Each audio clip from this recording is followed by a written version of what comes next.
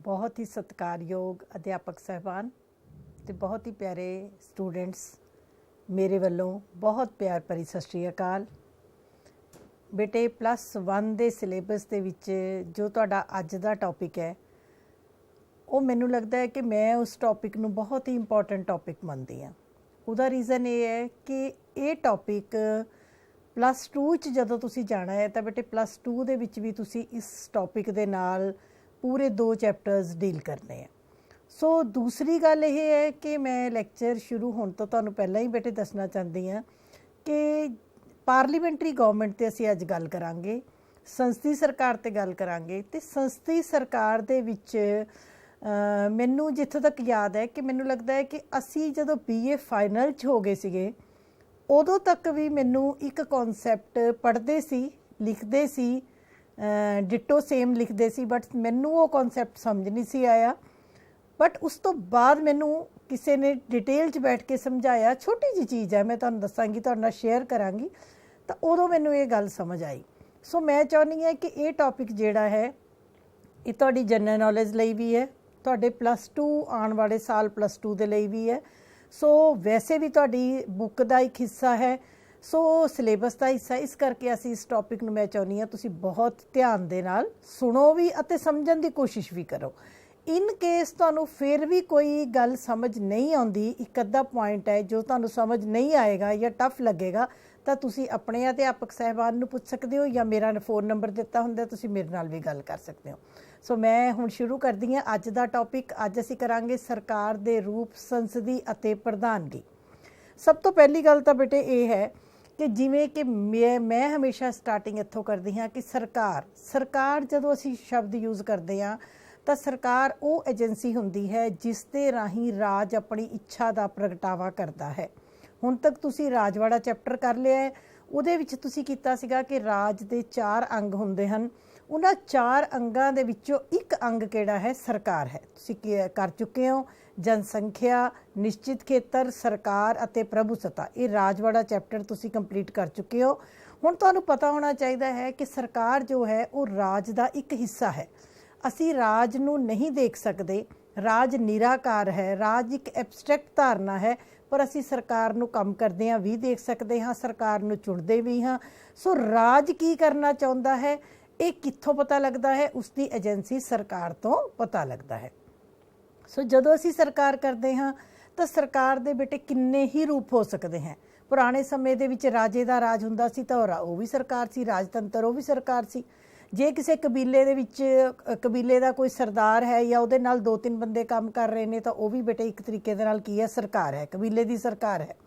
किसी देश दे विच 5 मैंबरी कमेटी काम कर रही है तो वह उत्थों की सरकार है। सो इसे तरीके दे नाल जदों असीं इहनूं वड्डे लफ्ज़ां 'च लवांगे तो सरकार दे रूपां की गल करदे आ तो असीं देखते हाँ कि लोकतंत्र अते तानाशाही तुसीं कर चुके हो, लोकतंत्र नूं भी कर चुके हो, तुसीं तानाशाही भी कर चुके हो। इसे तरह एकात्मक ते संघात्मक तुसीं चैप्टर्स कर चुके हो। इस करके क्योंकि जदों असीं भारत दी संघात्मक स्वरूप कीता सी, 2 लैक्चर्स जिहड़े पिछले सी वो एकात्मक अते संघात्मक ते सी।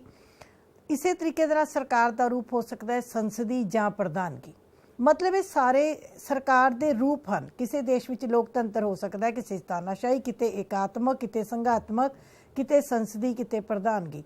सो जब असीं अज दे टॉपिक की गल कर रहे हैं तो अज असीं सिर्फ गल करांगे संसदी जां प्रधानगी की। सानूं कित्थों पता लगेगा कि इस देश में संसदी सरकार है या इस विच प्रधानगी, उन्हां दी की विशेषतावां ने, किवें काम करदियां ने, इहदे टॉपिक दे उत्ते ही असीं अज गल करांगे। अगे बच्चे मैं तुहानूं दसना चाहती हाँ कि आज़ाद भारत दे लई साडे संविधान निर्मातावां ने लोकतंत्र का चुनाव किया। तानाशाही अते लोकतंत्र विचों असीं किहड़ी सरकार चुनी? लोकतंत्री सरकार चुनी।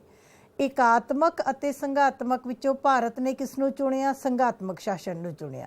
हालांकि असीं कीता भी है अते करांगे भी कि भारत संघात्मक जरूर है पर भारत का झुकाव जिहड़ा है वो एकात्मकता वाल है। ये असी कंप्लीट एक लैक्चर करांगे, उहदे विच तुहानूं होर क्लीयर हो जाएगा। तो तीसरी चीज़ कि संसदी अते प्रधानगी सरकार दे विचों भारत दे संविधान बनाउण वालियां ने भारत लई किहदा चुनाव किया? संसदी सरकार का चुनाव किया। सो ये भी तुहाडे लई नॉलेज की गल है कि भारत विच नंबर 1 लोकतंत्र है। दूसरी गल भारत संघात्मक है कि एकात्मक? भारत संघात्मक देश है। तीसरी गल, भारत संसदी है या प्रधानगी, तो भारत एक संसदी सरकार दा वाला देश है। सो ये इंट्रोडक्शन है। उस तो अगे बेटे असीं गल करांगे कि संसदी या प्रधानगी, किसी भी सरकार दा संसदी या प्रधानगी होना, ये चैक करना होवे कि इत्थे दी गवर्नमेंट संसदी सरकार है, पार्लीमेंटरी गवर्नमेंट है, या प्रधानगी सरकार है, प्रेजिडेंशियल फॉर्म ऑफ गवर्नमेंट है। जे असीं ये देखना होवे तो उत्थे की देखना पैंदा है कि उत्थों दी कार्यपालिका अते विधानपालिका दे आपसी संबंधां ते निर्भर करता है। हुण तुसीं कहोगे जिवें आपां गल करदे हां लोकतंत्र अते तानाशाही दी, सो लोकतंत्र दीयां अलग विशेषतावां ने, तानाशाही दीयां अलग विशेषतावां ने। ठीक इसे तरीके नाल जदों असीं एकात्मक संघात्मक की गल कीती तां शायद तुहानूं याद होएगा कि जदों सारियां शक्तियां इक्को सरकार कोल होण, देश विच इक्को एक केंद्री सरकार होवे तां उसनूं एकात्मक कहा जांदा है। जदों देश विच केंद्र अते राज्यां विचकार शक्तियां दी वंड कीती होई होवे उसनूं असीं की कहने आ संघात्मक सरकार। ठीक इसे तरीके दे नाल हरेक चीज़ दे एक लक्षण हुंदे ने। हुण जे असीं किसी देश नूं देखना है कि उत्थे संसदी है या प्रधानगी, तां असीं की देखांगे कि उत्थे कार्यपालिका दा विधानपालिका दे नाल संबंध किहो जिहा है। देखो बच्चे, सरकार के अंग हुंदे हैं 3, ये तुसीं याद रखना। सरकार के किन्ने अंग ने? 3 अंग ने। नंबर 1 विधानपालिका जो कानून बनाउंदी है, नंबर 2 कार्यपालिका जो बने हुए कानूनां नूं लागू करती है, नंबर 3 दे उत्ते न्यायपालिका जो कानूनां दी रखिया भी करती है अते व्याख्या भी करती है। हुण जदों असीं संसदी जां प्रधानगी नूं देखना है तो असीं ये देखना है कि जिहड़े पहले 2 अंग ने, विधानपालिका कानून बनाउण वाला अंग अते कार्यपालिका कानूनां नूं लागू करन वाला अंग, इन्हां दोनां दे विच किद्दां दा रिलेशन है। जेकर विधानपालिका मीनस कानून बनाउण वाला अंग, कार्यपालिका मैंने कानूनां नूं लागू करन वाला अंग, जे दोनां दे विच क्लोज रिलेशनशिप है, दोनों एक दूजे दे नेड़े हन, दोनों एक दूजे दे काम दे लई अपने अपने काम लई एक दूजे उत्ते निर्भर करते हैं। क्लोज रिलेशनशिप है, when there is a close relationship between the executive and the legislature, then it is a parliamentary form of government. मैं देखो उत्थे लिखिया भी है कि जेकर विधानपालिका अते कार्यपालिका विच नेड़े दा संबंध है, कार्यपालिका दे सारे मैंबर विधानपालिका दे मैंबर भी हुंदे हन ਅਤੇ दोनों अंग अपने ਕੰਮਾਂ ਦੇ ਲਈ ਇੱਕ ਦੂਜੇ ਉੱਤੇ निर्भर करते ਹੋਣ ਤਾਂ ਉਸ ਨੂੰ ਸੰਸਦੀ ਸਰਕਾਰ ਕਿਹਾ ਜਾਂਦਾ ਹੈ। ठीक है जी। बट जेकर इस तो उल्ट होवे, उल्ट किद्दां होएगा? कार्यपालिका अलग काम करती है, विधानपालिका अलग काम करती है। कानून बनाउण वाली बॉडी अलग काम कर रही है, कानूनां नूं लागू करन वाली बॉडी अलग काम कर रही है। दोनों की एक दूजे उत्ते डिपेंडेंसी नहीं है, दोनों की कोई चुनाव का तरीका या डिपेंडेंसी का तरीका एक दूजे उत्ते नहीं है, तो अलग अलग काम करते हैं। दोनों अपने अपने खेत्रों में इंडिपेंडेंट होकर काम कर रहे हैं, उन्हां विच कोई क्लोज रिलेशनशिप नहीं है, तो बेटे आपां उहनूं कहांगे प्रधानगी सरकार, presidential form of government. So in case ਤੁਹਾਨੂੰ ਹੁਣ ਛੋਟੇ ਕੁਐਸਚਨਸ ਵੀ ਆ ਰਹੇ, ਤੁਹਾਨੂੰ ਕੁਐਸਚਨ ਆ ਜਾਏ ਕਿ ਕਿਸੇ ਸਰਕਾਰ ਦਾ ਸੰਸਦੀ ਜਾਂ ਪ੍ਰਧਾਨਗੀ ਹੋਣਾ ਕਿਸ ਗੱਲ ਤੇ ਡਿਪੈਂਡ ਕਰਦਾ ਹੈ, ਤਾਂ ਕਿਸ ਗੱਲ ਤੇ ਡਿਪੈਂਡ ਕਰਦਾ ਹੈ? ਉੱਥੋਂ ਦੀ ਵਿਧਾਨਪਾਲਿਕਾ ਅਤੇ ਕਾਰਜਪਾਲਿਕਾ ਦੇ ਆਪਸੀ ਸੰਬੰਧਾਂ ਤੇ ਨਿਰਭਰ ਕਰਦਾ ਹੈ। ਜੇਕਰ ਵਿਧਾਨਪਾਲਿਕਾ ਅਤੇ ਕਾਰਜਪਾਲਿਕਾ ਵਿੱਚ ਨੇੜੇ ਦਾ ਸੰਬੰਧ ਹੈ, ਦੋਨੋਂ ਇੱਕ ਦੂਜੇ ਉੱਤੇ ਡਿਪੈਂਡੈਂਟ ਨੇ, ਤਾਂ संसदी सरकार है। जेकर दोनों अंग अपना अपना अलग काम करते हैं, एक दूजे उत्ते निर्भर नहीं है, एक दूजे प्रति जवाबदेह नहीं हैं, तो उन्होंने आपां किहड़ी कहांगे? प्रधानगी सरकार कहांगे। ठीक है जी। सो ये तुसीं एक याद रखना है। हुण आपां जदों पार्लीमेंटरी, पहलां आपां गल करांगे पार्लीमेंटरी गवर्नमेंट दी, तो पार्लीमेंटरी जो सरकार है वो याद रखना है बच्चे, साडे भारत विच किहड़ी सरकार है? संसदी सरकार है। इसे करके मैं तुहानूं कह रही हाँ +2 च भी दे नाल दे 2 लैसनस आने हैं, सो तुहानूं 2 नहीं आने, ज़्यादा ही आएंगे, मतलब 2 तो बेसिकली मेन होगी, बट अदरवाइज +2 का जो बी पार्ट है बेटे वो तकरीबन पार्लीमेंटरी गवर्नमेंट के आले दुआले घूमदा। इस तो इलावा इंग्लैंड दे विच संसदी सरकार है, जापान दे विच भी संसदी सरकार है। और इत्थे एक तुहाडा 1 नंबर का एक होर इंपॉर्टेंट क्वेश्चन बन गया, वो की है कि भारत ने संसदी ढांचा किस देश तो लिया? तो याद रखना है असी संसदी ढांचा किस तो लिया? इंग्लैंड तो। कारण भारत काफ़ी साल 200 साल तक इंग्लैंड दे बरतानिया दे अधीन रहा, ਸੋ ਜਦੋਂ ਅੰਗਰੇਜ਼ ਸਾਨੂੰ ਛੱਡ ਕੇ ਗਏ ਤਾਂ ਉਦੋਂ ਅਸੀਂ ਸੰਸਦੀ ਢਾਂਚਾ ਜਿਹਦੇ ਅਕੋਰਡਿੰਗ ਅੰਗਰੇਜ਼ ਕੰਮ ਕਰ ਰਹੇ ਸੀ, ਸਾਡੇ ਦੇਸ਼ ਵਿੱਚ ਆਲਰੇਡੀ ਸਰਕਾਰਾਂ ਚੱਲ ਰਹੀਆਂ ਸਨ ਜਾਂ ਇੰਗਲੈਂਡ ਵਿੱਚ ਚੱਲ ਰਹੀਆਂ ਸਨ, ਅਸੀਂ ਉਹੀ ਵਾਲਾ ਢਾਂਚਾ ਸੇਮ ਟੂ ਸੇਮ ਉਹਨਾਂ ਦੇ ਜਾਣ ਤੋਂ ਬਾਅਦ ਵੀ ਅਡਾਪਟ ਕੀਤਾ। ਸੋ ਯਾਦ ਰੱਖਣਾ ਹੈ, ਭਾਰਤ ਨੇ ਸੰਸਦੀ ਢਾਂਚਾ ਕਿਸ ਦੇਸ਼ ਤੋਂ ਲਿਆ? 1 ਨੰਬਰ ਦਾ ਇੰਪੋਰਟੈਂਟ ਕੁਐਸਚਨ ਹੈ, ਇੰਗਲੈਂਡ ਤੋਂ ਲਿਆ। ਠੀਕ ਹੈ ਜੀ। ਸੋ ਭਾਰਤ ਵਿੱਚ ਵੀ ਸੰਸਦੀ ਸਰਕਾਰ ਹੈ, ਇੰਗਲੈਂਡ ਵਿੱਚ ਵੀ ਅਤੇ ਜਾਪਾਨ ਵਿੱਚ ਵੀ ਸੰਸਦੀ ਸਰਕਾਰ ਹੈ। ਕਈ ਵਾਰ 2 ਨੰਬਰ ਦੇ ਕੁਐਸਚਨ 'ਚ ਤੁਹਾਨੂੰ 3 ਦੇਸ਼ਾਂ ਦੇ ਨਾਮ ਵੀ ਪੁੱਛ ਲਏ ਜਾਂਦੇ ਨੇ। ਉਸ ਤੋਂ ਅਗਲੀ ਗੱਲ ਕਿ ਸੰਸਦੀ ਸਰਕਾਰ ਨੂੰ ਉੱਤਰਦਾਈ ਸਰਕਾਰ, ਰਿਸਪੌਂਸੀਬਲ ਗਵਰਨਮੈਂਟ, ਉੱਤਰਦਾਈ ਮੈਨੇ ਜਵਾਬ ਦੇਣਾ। ਇੱਕ ਮੈਂ ਕਹਿੰਦੀ ਹਾਂ ਮੈਂ ਕੋਈ ਕੰਮ ਕਰ ਰਹੀ ਹਾਂ, ਮੈਨੂੰ ਕਿਸੇ ਨੇ ਪੁੱਛਣਾ ਨਹੀਂ, ਮੈਂ ਜੋ ਮਰਜ਼ੀ ਕਰਾਂ। ਪਰ ਇੱਕ ਹੁੰਦਾ ਮੈਂ ਕੰਮ ਕਰ ਰਹੀ ਹਾਂ, ਮੈਨੂੰ ਆਪਣੇ ਕੰਮ ਦੇ ਲਈ ਜਵਾਬ ਦੇਣਾ ਪੈਣਾ ਹੈ ਲੋਕਾਂ ਨੂੰ ਜਾਂ ਕਿਸੇ ਨੂੰ। ਜੇ ਤੁਸੀਂ ਕੋਈ ਕੰਮ ਕਰ ਰਹੇ ਹੋ, ਜੇ ਤੁਹਾਨੂੰ ਕਿਸੇ ਨੇ ਨਹੀਂ ਪੁੱਛਣਾ ਤੁਸੀਂ ਕੰਮ ਠੀਕ ਕੀਤਾ ਗਲਤ ਕੀਤਾ, ਤੁਸੀਂ ਜੋ ਮਰਜ਼ੀ ਕਰੋ। ਦੂਸਰੇ ਪਾਸੇ ਤੁਹਾਨੂੰ ਪਤਾ ਹੈ ਕਿ ਤੁਸੀਂ ਕੰਮ ਕਰ ਰਹੇ ਹੋ, ਤੁਹਾਨੂੰ ਆਪਣੇ ਕੰਮ ਦਾ ਸਹੀ ਗਲਤ ਦਾ ਜਵਾਬ ਦੇਣਾ ਪੈਣਾ ਹੈ। Then you are responsible. So ਯਾਦ ਰੱਖਣਾ, ਸੰਸਦੀ ਸਰਕਾਰ ਨੂੰ ਅਸੀਂ ਕਈ ਹੋਰ ਨਾਮਾਂ ਨਾਲ ਜਾਣਦੇ ਹਾਂ, ਜਿਵੇਂ ਕਿ ਉੱਤਰਦਾਈ ਸਰਕਾਰ, ਰਿਸਪੌਂਸੀਬਲ ਗਵਰਨਮੈਂਟ ਅਤੇ ਮੰਤਰੀ ਮੰਡਲ ਜਾਂ ਕੈਬਨਿਟ ਸਰਕਾਰ। ਮੰਤਰੀ ਮੰਡਲ ਸਰਕਾਰ ਕਿਉਂ ਕਹਿੰਦੇ ਆ? ਕਿਉਂਕਿ ਸੰਸਦੀ ਸਰਕਾਰ ਵਿੱਚ ਸਾਰੀ ਸ਼ਕਤੀ ਕਿਹਦੇ ਕੋਲ ਹੁੰਦੀ ਹੈ? ਮੰਤਰੀ ਮੰਡਲ ਦੇ ਹੱਥ ਵਿੱਚ ਹੁੰਦੀ ਹੈ। ਸੋ ਕਈ ਵਾਰੀ ਮੈਂ ਬਹੁਤ ਵਾਰੀ ਇਹ ਕੁਐਸਚਨ ਪਾ ਦਿੰਦੀ ਹਾਂ, +2 ਨੂੰ ਖਾਸ ਤੌਰ 'ਤੇ ਪਾਉਂਦੀ ਹਾਂ ਕਿ ਸੰਸਦੀ ਸਰਕਾਰ ਦੇ ਕੋਈ 2 ਹੋਰ ਨਾਮ ਦੱਸੋ। ਤਾਂ ਇਹ ਤੁਸੀਂ ਯਾਦ ਰੱਖਣਾ ਹੈ, ਸੰਸਦੀ ਸਰਕਾਰ ਨੂੰ ਅਸੀਂ ਉੱਤਰਦਾਈ ਸਰਕਾਰ ਅਤੇ ਮੰਤਰੀ ਮੰਡਲ ਸਰਕਾਰ ਵੀ ਕਿਹਾ ਜਾਂਦਾ ਹੈ। ਅਗਲੀ ਗੱਲ, ਸੰਸਦੀ ਸਰਕਾਰ ਅਧੀਨ ਵਿਧਾਨ ਪਾਲਿਕਾ ਅਤੇ ਕਾਰਜਪਾਲਿਕਾ ਦਾ ਨੇੜੇ ਦਾ ਸੰਬੰਧ ਹੁੰਦਾ ਹੈ। ਤੁਸੀਂ ਪੋਲੀਟੀਕਲ ਸਾਇੰਸ ਦੇ ਵਿਦਿਆਰਥੀ ਹੋ, ਮੇਰੀ ਅਧਿਆਪਕਾ ਅੱਗੇ ਹਰੇਕ ਲੈਕਚਰ 'ਚ ਮੇਰੀ ਇਹ ਗੁਜ਼ਾਰਿਸ਼ ਹੁੰਦੀ ਹੈ ਕਿ ਬੱਚਿਆਂ ਨੂੰ ਸਭ ਤੋਂ ਪਹਿਲਾਂ ਸਰਕਾਰ ਦੇ 3 ਅੰਗ ਵਿਧਾਨ ਪਾਲਿਕਾ, ਕਾਰਜਪਾਲਿਕਾ, ਨਿਆਂਪਾਲਿਕਾ ਬਾਰੇ ਜ਼ਰੂਰ ਪਤਾ ਹੋਣਾ ਚਾਹੀਦਾ ਹੈ। ਵਿਧਾਨ ਪਾਲਿਕਾ ਜੋ ਕਾਨੂੰਨ ਬਣਾਉਂਦੀ ਹੈ, ਕਾਰਜਪਾਲਿਕਾ ਬਣੇ ਹੋਏ ਕਾਨੂੰਨਾਂ ਨੂੰ ਲਾਗੂ ਕਰਦੀ ਹੈ। ਜਦੋਂ ਤੱਕ ਵਿਧਾਨ ਪਾਲਿਕਾ ਕਾਨੂੰਨ ਨਹੀਂ ਬਣਾਏਗੀ ਉਦੋਂ ਤੱਕ ਕਾਰਜਪਾਲਿਕਾ ਉਸ ਨੂੰ ਲਾਗੂ ਨਹੀਂ ਕਰ ਸਕਦੀ।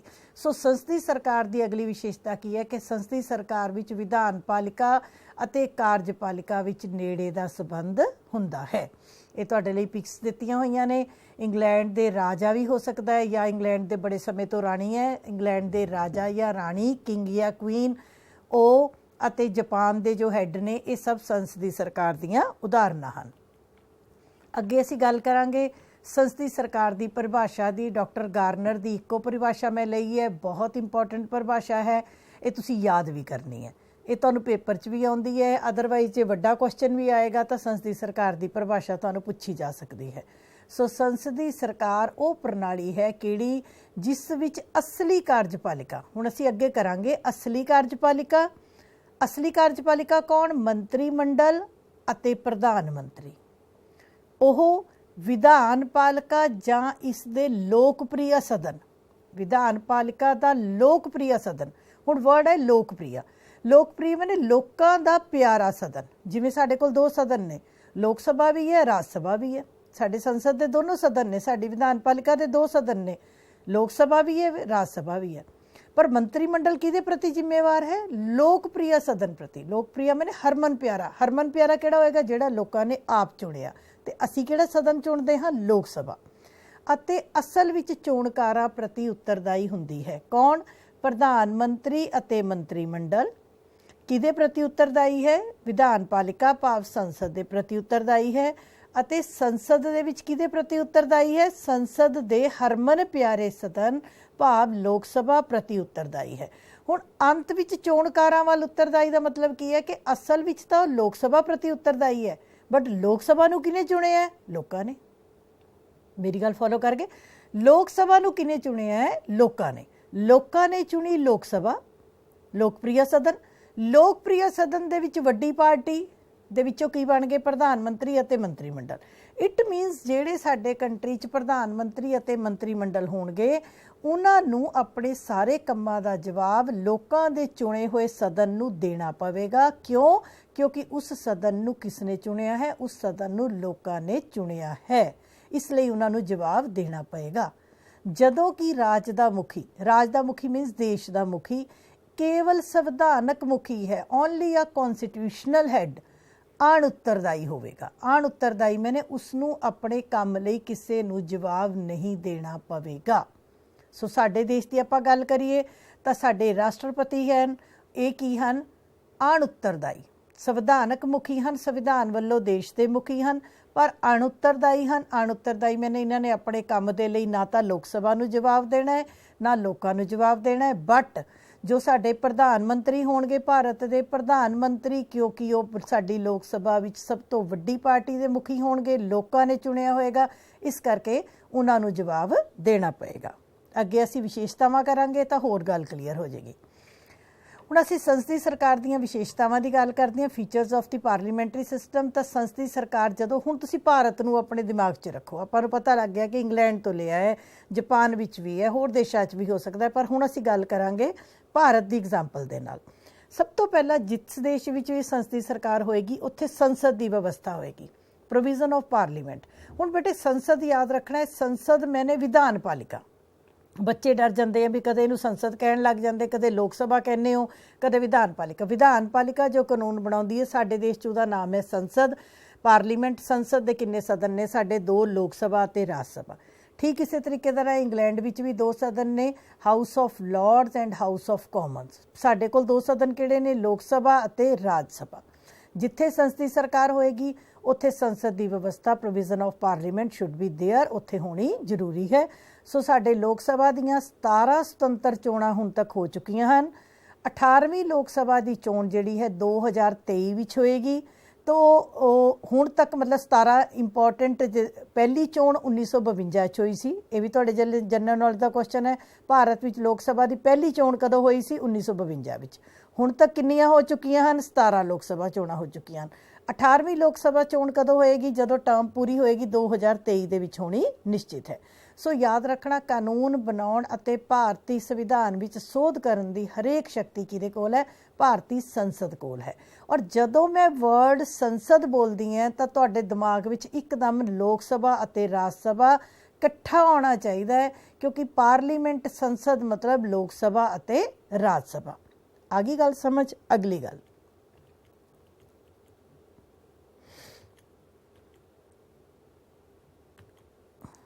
ਹਾਂਜੀ ਬੇਟੇ, ਅਗਲਾ ਪੁਆਇੰਟ ਸਾਡਾ ਹੈ ਕਾਰਜਪਾਲਿਕਾ ਅਤੇ ਵਿਧਾਨ ਪਾਲਿਕਾ ਵਿੱਚ ਨੇੜੇ ਦਾ ਸੰਬੰਧ, close relationship between executive and the legislature. ਬਸ ਬੱਚੇ ਆਹ ਜਿਹੜਾ ਤੁਹਾਡਾ ਪੁਆਇੰਟ ਹੈ, ਇਹ ਤੁਸੀਂ ਇਹ ਲਾ ਲਓ ਵੀ ਤੁਹਾਡੇ ਪੂਰੇ ਲੈਸਨ ਦੀ ਜੜ ਹੈ। ਇਹੀ ਗੱਲ ਸੀ ਜਿਹੜੀ ਮੈਂ ਤੁਹਾਨੂੰ ਸਮਝਾ ਰਹੀ ਸੀ ਕਿ ਸਾਨੂੰ BA ਤੱਕ ਸਮਝ ਨਹੀਂ ਸੀ ਆਈ। ਇਹਨੂੰ ਪੁਆਇੰਟ ਨੂੰ ਥੋੜ੍ਹਾ ਜਿਹਾ ਧਿਆਨ ਨਾਲ ਦੇਖਣਾ। 2-3 ਪੁਆਇੰਟ ਹੈ ਜਿਹੜੇ ਬਹੁਤ ਤੁਹਾਨੂੰ ਧਿਆਨ ਨਾਲ ਦੇਖਣੇ ਪੈਣੇ। ਪਹਿਲੀ ਗੱਲ, ਕਾਰਜਪਾਲਿਕਾ ਦੇ ਸਾਰੇ ਮੈਂਬਰਾਂ ਦਾ ਵਿਧਾਨ ਪਾਲਿਕਾ ਦੇ ਮੈਂਬਰ ਹੋਣਾ ਜ਼ਰੂਰੀ। ਠੀਕ ਹੈ, ਮੈਂ ਅੱਗੇ ਜਦੋਂ ਐਗਜ਼ਾਮਪਲ ਕਰਾਵਾਂਗੀ ਫਿਰ ਤੁਹਾਨੂੰ ਇਹ ਗੱਲ ਸਮਝ ਆਏਗੀ। ਮੈਨੂੰ ਲੱਗਦਾ ਕਿ ਸ਼ਾਇਦ ਮੈਨੂੰ ਲੱਗ ਰਿਹਾ ਕਿ ਮੈਂ ਐਗਜ਼ਾਮਪਲ ਪਹਿਲਾਂ ਕਰਾਤਾ। ਤੁਸੀਂ 1 ਮਿੰਟ ਬੜੇ ਧਿਆਨ ਨਾਲ ਦੇਖੋ। ਮੈਂ ਇੱਕ ਐਗਜ਼ਾਮਪਲ ਲਈ ਹੈ, this is just a example. ਕਿਸੇ ਪਾਰਟੀ ਦਾ ਨਾਮ ਨਹੀਂ ਅਸੀਂ ਲਿਆ, ਨਾ ਹੀ ਮੈਂ ਕੋਈ ਅੱਜ ਦੀ ਲੋਕ ਸਭਾ, ਹੁਣ ਵਾਲੀ ਲੋਕ ਸਭਾ ਦੀ ਐਗਜ਼ਾਮਪਲ ਲਈ ਹੈ ਕਿ ਮੰਨ ਲਓ ਸਾਡੀਆਂ ਲੋਕ ਸਭਾ ਦੀਆਂ 540 ਸੀਟਾਂ 'ਤੇ ਇਲੈਕਸ਼ਨ ਹੋਏ। ਯਾਦ ਰੱਖਣਾ, ਲੋਕ ਸਭਾ ਦੀ 545 ਤੱਕ ਹੋ ਸਕਦੇ ਹੈ। 543 ਮੈਂਬਰ ਦੀ ਇਲੈਕਸ਼ਨ ਵੈਸੇ ਹੁੰਦੀ ਹੈ, 2 ਸਾਡੇ ਕੋਲ ਐਂਗਲੋ ਇੰਡੀਅਨ ਹੁੰਦੇ ਨੇ।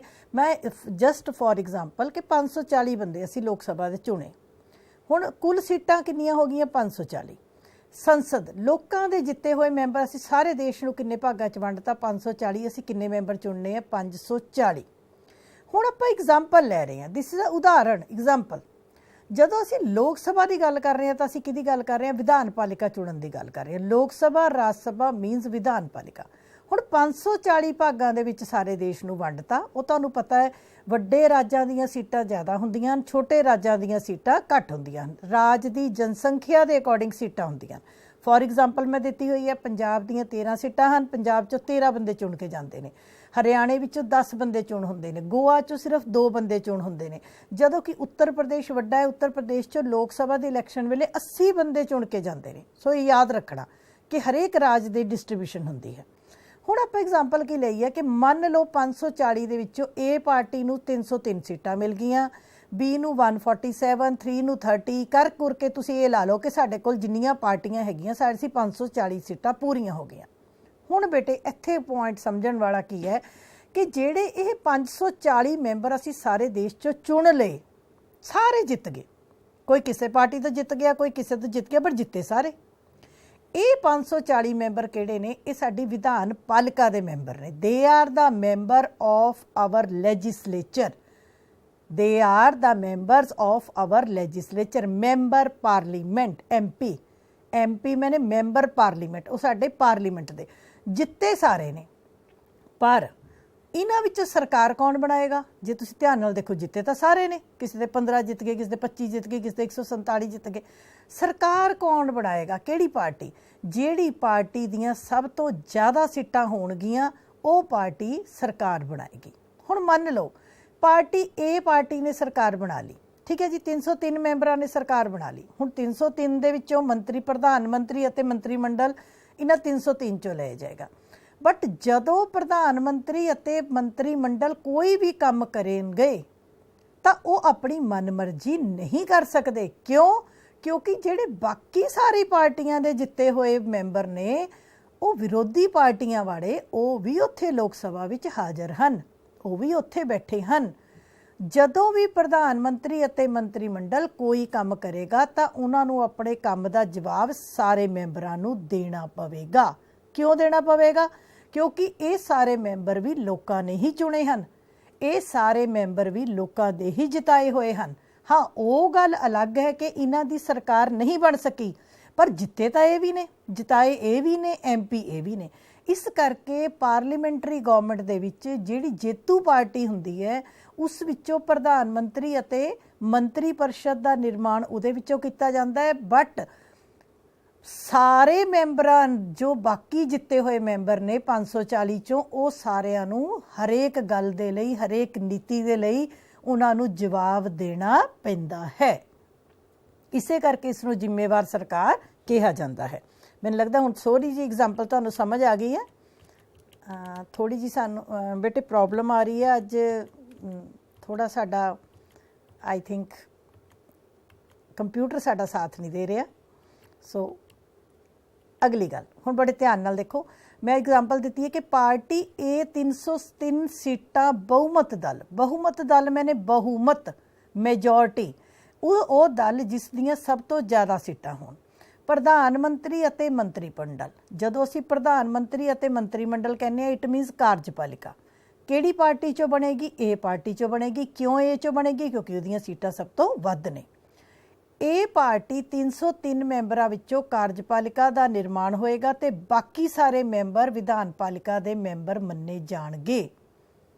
अगली गल, इसलिए कार्यपालिका दे सारे मैंबर विधानपालिका दे मैंबर हुंदे हन, पर विधानपालिका दे सारे मैंबर कार्यपालिका दे मैंबर नहीं हुंदे। मैं पिछे जा रही हूँ,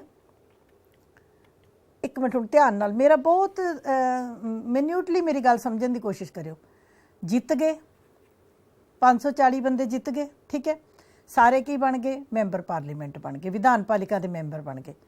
पर ਜਿਹੜੇ ਇਹ 303 ਵਿੱਚੋਂ प्रधान मंत्री ਅਤੇ मंत्री मंडल जो भी 80 ਦੇ ਕਰੀਬ ਜਿੰਨੇ ਮੈਂਬਰਸ ਹੋਣਗੇ ਉਹ ਬੇਟੇ ਦੋ ਤਰ੍ਹਾਂ ਦੇ ਮੈਂਬਰ ਬਣ ਗਏ। ਪਹਿਲਾਂ ਤਾਂ ਉਹ ਵਿਧਾਨਪਾਲਿਕਾ ਦੇ ਮੈਂਬਰ ਬਣ ਗਏ, ਫਿਰ ਉਹ ਕਿਸ ਦੇ ਮੈਂਬਰ ਬਣ ਗਏ? ਕਾਰਜਪਾਲਿਕਾ ਦੇ ਮੈਂਬਰ ਬਣ ਗਏ। ਜਦੋਂ ਪ੍ਰਧਾਨ ਮੰਤਰੀ ਅਤੇ ਮੰਤਰੀ ਮੰਡਲ ਬਣ ਗਏ ਤਾਂ ਉਹ ਕਾਰਜਪਾਲਿਕਾ ਦੇ ਮੈਂਬਰ ਬਣ ਗਏ, ਅਦਰਵਾਈਜ਼ ਪਹਿਲਾਂ ਉਹ ਕਿਹਦੇ ਮੈਂਬਰ ਬਣ ਗਏ? ਵਿਧਾਨਪਾਲਿਕਾ ਦੇ। ਇਸ ਕਰਕੇ ਕਿਹਾ ਜਾਂਦਾ ਹੈ ਕਿ ਕਾਰਜਪਾਲਿਕਾ ਅਤੇ ਵਿਧਾਨਪਾਲਿਕਾ ਦੇ ਵਿੱਚ ਨੇੜੇ ਦਾ ਸੰਬੰਧ ਹੁੰਦਾ ਹੈ। उस तो अगे साढ़े कोल दो तरह की कार्यपालिका, एक असली कार्यपालिका प्रधान मंत्री अते मंत्री परिषद, नामात्र कार्यपालिका किस नूं मन्निया जाता है? राष्ट्रपति नूं, क्योंकि राष्ट्रपति की चोण असिद्धे तौर पर हुंदी है, उन्हां नूं सिद्धे तौर पर लोग नहीं चुनते। उस तो अगली गल कि जदों भी संसदी सरकार होएगी भारत दे विच तां 91ਵੀਂ ਸੋਧ ਵਿੱਚ ਇਹ ਕਿਹਾ कि मंत्री परिषद का आकार टोटल कुल मैंबरां दे 15% तो वध नहीं होएगा। 540 का जे आपां 15% कटदे हां 81 मैंबर, 81 मैंबर। इट मीनस कि प्रधान मंत्री अते मंत्री परिषद जो प्रधान मंत्री दे नाल मंत्री मंडल होएगा उहदे विच किन्ने मैंबरस होणगे? तकरीबन 81 तो वध नहीं होणगे, 81 तो घट हो सकते हैं, 75 हो सकते हैं, 80 हो सकते हैं, 79 हो सकते हैं। सो मंत्री परिषद का आकार निश्चित किया गया है। ये भी तुहाडे लई 1 नंबर का क्वेश्चन है। उस तो अगली गल कार्यपालिका की व्यक्तिगत ਅਤੇ समूहिक जिम्मेवारी कि कार्यपालिका मैंने प्रधान मंत्री ਅਤੇ मंत्री परिषद अपने हरेक काम दे लई किनू जवाबदेह होणगे? संसद के लोकप्रिय सदन नू जवाबदेह होणगे। हरेक मंत्री जवाबदेह है। जेकर एक मंत्री की गलती कारण इक्को मंत्री नू अस्तीफा देना पवे तो उसनू असीं व्यक्तिगत जिम्मेवारी कहने आ। जदों किसी खास निंदा प्रस्ताव, अविश्वास प्रस्ताव या सरकार की सांझी गलती करके सारे मंत्रियों को इकट्ठा अस्तीफा देना पैंदा है तो उसनों आपां समूहिक जिम्मेवारी कहने हाँ। एक विभाग की गलती है, इक्को मंत्री की गलती है, इक्को विभाग की गलती है, एक बंदे ने अस्तीफा दिता तो व्यक्तिगत जिम्मेवारी इंडिविजुअल रिस्पोंसिबिलिटी। जदों एक गलती कारण सारिਆਂ ने इकट्ठा अस्तीफा देना पएगा, पूरा प्रधानमंत्री ਅਤੇ मंत्री मंडल पूरा भंग होएगा, दैट इज़ कॉल्ड कोलैक्टिव रिस्पोंसिबिलिटी या समूहिक जिम्मेवारी। इसे करके कहा जाता है कि मंत्री मंडल विच संसदीय सरकार विच मंत्री इकट्ठे ही तैरते हैं ते इकट्ठे ही डुबते हैं। जदों सरकार चलती है तो सब दी इकट्ठी चलती है, जदों सरकार डुबती है तो इकट्ठा अस्तीफा देना पैंदा है। सो विधान पालिका भाव लोक सभा दे विच विरोधी पार्टियां वाले प्रश्न पूछ सकते हैं, बहस कर सकते हैं, निंदा प्रस्ताव पास कर सकते हैं। ध्यान दिओ मता अविश्वास के मते दे राही इन्हां ते कार्यपालिका ते भाव प्रधानमंत्री अते मंत्री मंडल ते कंट्रोल किया जाता है। अगली गल राजनीतिक एकरूपता। राजनीतिक एकरूपता का मतलब है कि संसदीय सरकार तां वधिया चल सकती है जेकर प्रधानमंत्री ਅਤੇ ਉਸ ਦੇ ਨਾਲ जिन्ने 70-80 तक जिन्ने ਉਹਦੇ ਮੈਂਬਰ ਨੇ ਉਹ ਇੱਕੋ ਦਲ ਨਾਲ ਹੋਣੇ ਸੰਬੰਧਿਤ ਹੋਣੇ ਚਾਹੀਦੇ ਹਨ। ਜੇਕਰ ਉਹ ਇੱਕੋ ਦਲ ਨਾਲ ਸੰਬੰਧਿਤ ਹੋਣਗੇ ਤਾਂ ਸਰਕਾਰ ਮਜ਼ਬੂਤੀ ਨਾਲ ਫੈਸਲੇ ਲੈ ਸਕਦੀ ਹੈ, ਆਸਾਨੀ ਨਾਲ ਕੰਮ ਕਰ ਸਕਦੀ ਹੈ। 1984 ਤੋਂ ਬਾਅਦ ਕਾਫੀ ਲੰਬੇ ਸਮੇਂ ਤੱਕ 2009 ਦੀਆਂ ਚੋਣਾਂ ਤੱਕ ਰਾਜਨੀਤਿਕ ਇਕਰੂਪਤਾ ਦੀ ਭਾਵ ਇੱਕ ਦਲ ਦੇ ਸਾਰੇ ਬੰਦੇ ਹੋਣ ਇਸ ਦੀ ਕਮੀ ਪਾਈ ਗਈ ਕਿਉਂਕਿ ਸਾਡੇ ਦੇਸ਼ ਵਿੱਚ ਕੋਲੀਸ਼ਨ ਗਵਰਨਮੈਂਟਸ ਚੱਲਦੀਆਂ ਰਹੀਆਂ।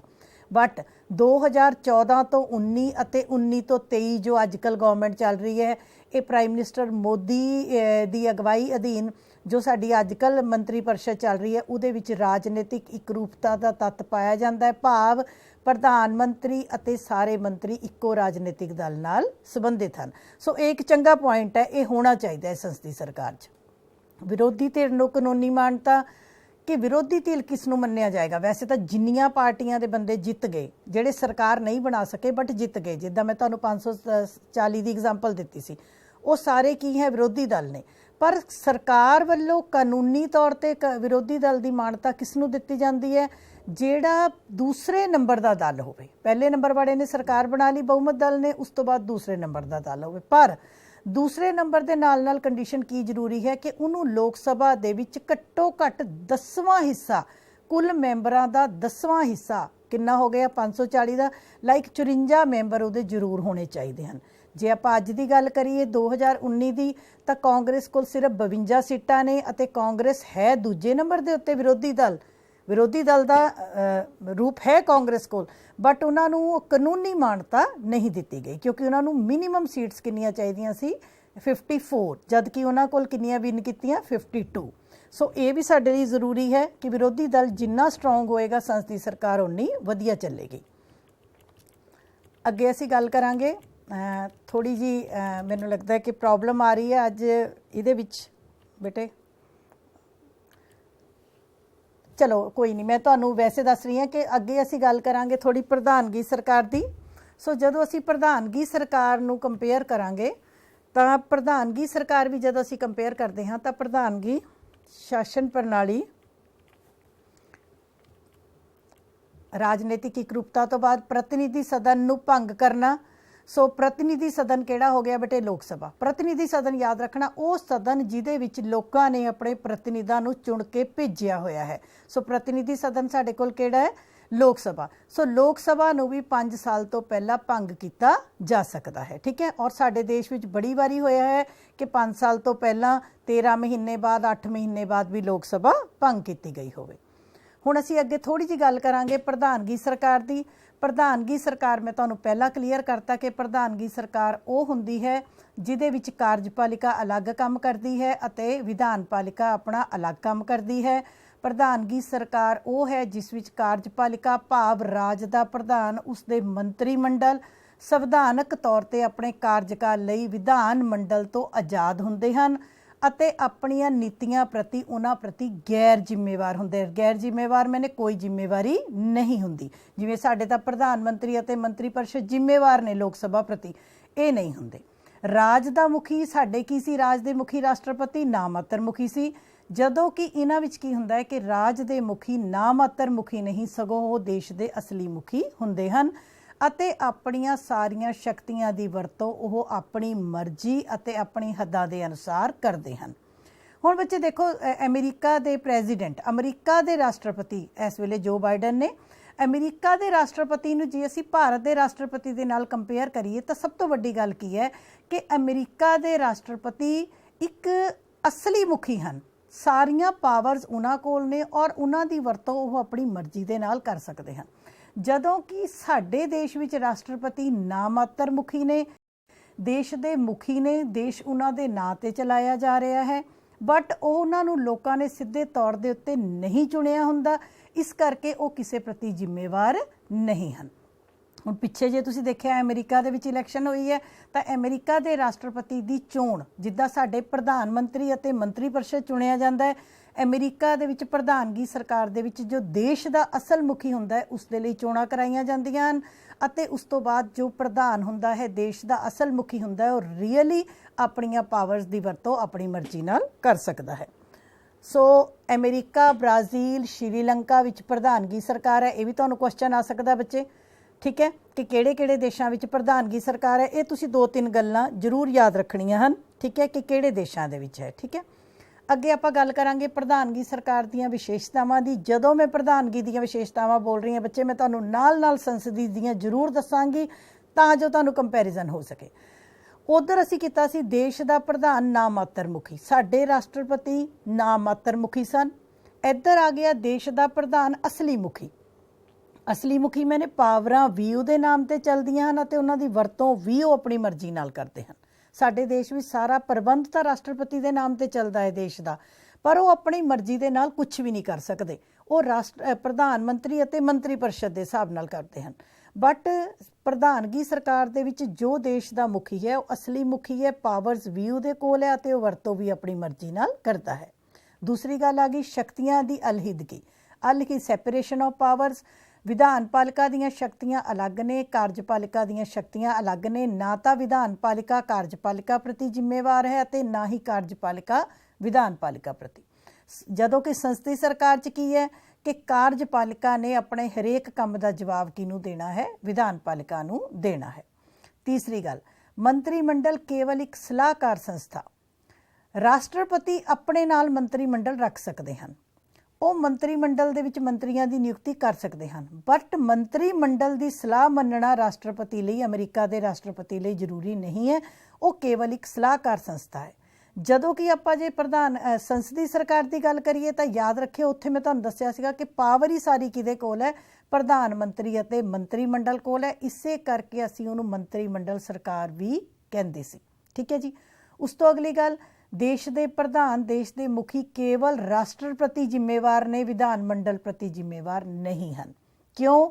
ਕਿਉਂਕਿ ਰਾਸ਼ਟਰਪਤੀ ਦੀਆਂ, ਮੈਂ ਤੁਹਾਨੂੰ ਦੱਸਿਆ ਅਮਰੀਕਾ ਦੇ ਰਾਸ਼ਟਰਪਤੀ ਲੋਕ ਸਿੱਧੇ ਇਲੈਕਸ਼ਨ ਦੇ ਰਾਹੀਂ ਰਾਸ਼ਟਰਪਤੀ ਨੂੰ ਚੁਣਦੇ ਨੇ, ਇਸ ਲਈ ਰਾਸ਼ਟਰਪਤੀ ਵੀ ਸਿਰਫ ਲੋਕਾਂ ਪ੍ਰਤੀ ਜ਼ਿੰਮੇਵਾਰ ਨੇ ਜਿਨ੍ਹਾਂ ਨੇ ਉਹਨਾਂ ਨੂੰ ਚੁਣ ਕੇ ਭੇਜਿਆ ਹੈ, ਉਹ ਵਿਧਾਨ ਮੰਡਲ ਪ੍ਰਤੀ ਜ਼ਿੰਮੇਵਾਰ ਨਹੀਂ ਹਨ, ਠੀਕ ਹੈ ਜੀ।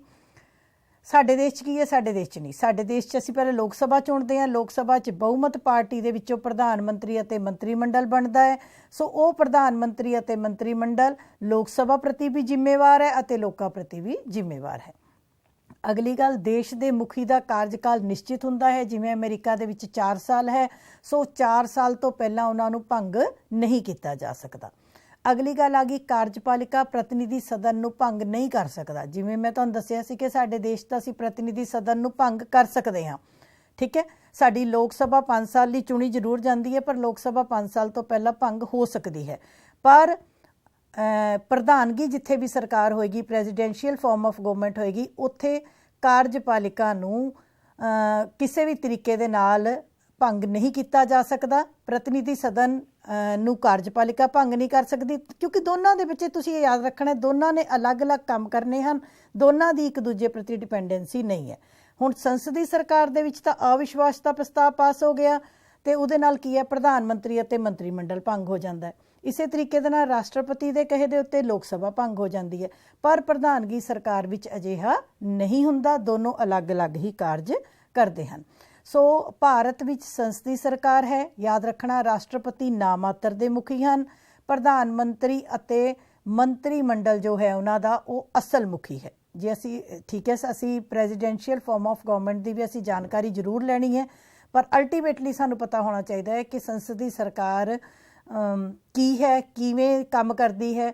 ਸੋ ਮੈਂ ਫੀਲ ਕਰਦੀ ਹਾਂ, ਮੈਨੂੰ ਲੱਗਦਾ ਕਿ ਇੱਕ ਲੈਕਚਰ ਸੰਸਦੀ ਸਰਕਾਰ ਦੇ, ਸਿਰਫ ਸੰਸਦੀ ਸਰਕਾਰ ਦੇ ਉੱਤੇ ਵਿਸ਼ੇਸ਼ਤਾਵਾਂ ਨੂੰ ਹੋਰ ਕਲੀਅਰ ਕਰਨ ਦੇ ਲਈ ਜੇ ਤੁਹਾਨੂੰ ਲੋੜੀਂਦਾ ਹੋਏਗਾ ਤਾਂ ਤੁਸੀਂ ਮੈਨੂੰ ਜ਼ਰੂਰ ਦੱਸਣਾ। ਕਾफ़ी हद तक टीचर्स अगे मेरी गुजारिश है कि स्टूडेंट्स ਨੂੰ सिर्फ कुछ एक ਬੱਚਿਆਂ ਨੂੰ जो प्रॉब्लम आती है कि ये कार्यपालिका के मैंबर विधान पालिका के मैंबर होंगे हैं, इस चीज़ ਨੂੰ फैक्टर ਨੂੰ समझाना बच्चों लिए बहुत जरूरी है।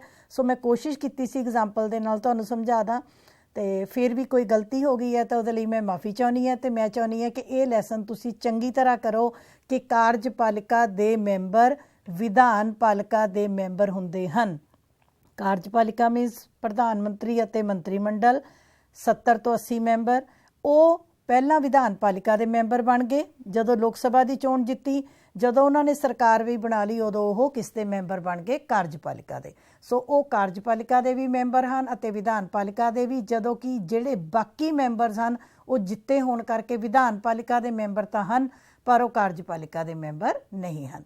ਉਮੀਦ ਕਰਦੀ ਹਾਂ ਥੋੜਾ ਜਿਹਾ ਚੈप्टर लंबा हो गया, ਤੁਹਾਨੂੰ ਸਮਝ ਆ ਗਿਆ ਹੋਏਗਾ। ਫਿਰ ਵੀ ਕੋਈ ਕੁਐਰੀ ਹੋਏਗੀ ਜਾਂ ਦੁਬਾਰਾ ਕੋਈ ਆਪਾਂ ਨੂੰ ਲੋੜ ਹੋਏਗਾ ਸੰਸਦੀ ਸਰਕਾਰ ਦੇ ਉੱਤੇ ਤਾਂ ਪਲੀਜ਼ ਮੈਨੂੰ ਦੱਸਿਆ ਜਾਵੇ। ਮੇਰਾ फ़ोन ਨੰਬਰ ਤੁਹਾਡੇ ਕੋਲ ਹੈ। ਕਿਸੇ ਵੀ ਗਲਤੀ ਦੇ ਲਈ ਬਹੁਤ ਹੀ ਖਿਮਾ ਚਾਹੁੰਦੀ ਹਾਂ। ਬਹੁਤ ਪਿਆਰ ਭਰੀ ਸਤਿ ਸ਼੍ਰੀ ਅਕਾਲ। ਧੰਨਵਾਦ ਬੇਟੇ।